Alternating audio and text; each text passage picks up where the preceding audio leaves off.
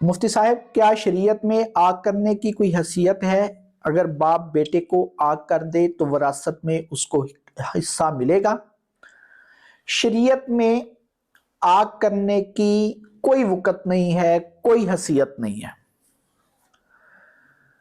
अगर कोई शख्स अपने बेटे को या बेटी को आग करता है तो उसको फिर भी वरासत में से हिस्सा मिलेगा जो शरीयत ने उसके लिए हिस्से मुकर्रर किए।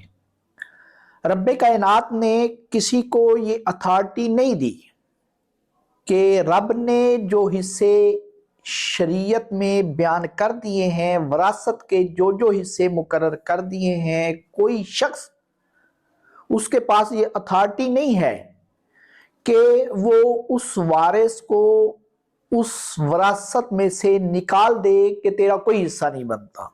अगर बाप अपने बेटे या बेटी को आग कर देता है तो बाप के फोत होने के बाद फिर भी बेटे और बेटी को वरासत में से हिस्सा मिलेगा। आग करने की कोई शरीयत हैसियत नहीं है, इसकी कोई वक़्त नहीं है।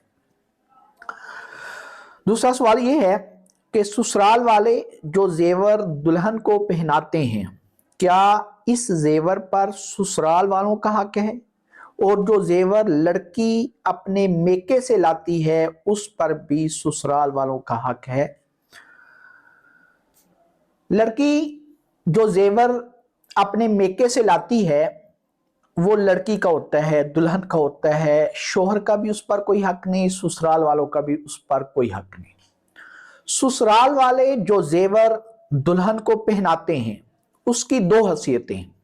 पहली हैसियत यह है कि अगर उन्होंने उसको गिफ्ट दिया है, उसका मालिक बनाया है, सचमुच उसको दे दिया है, तो वो उस लड़की का है, वो लड़की उसकी मालिक बन चुकी है। ससुराल का उस पर कोई हक नहीं है, शोहर का उस पर किसी किस्म का हक नहीं है।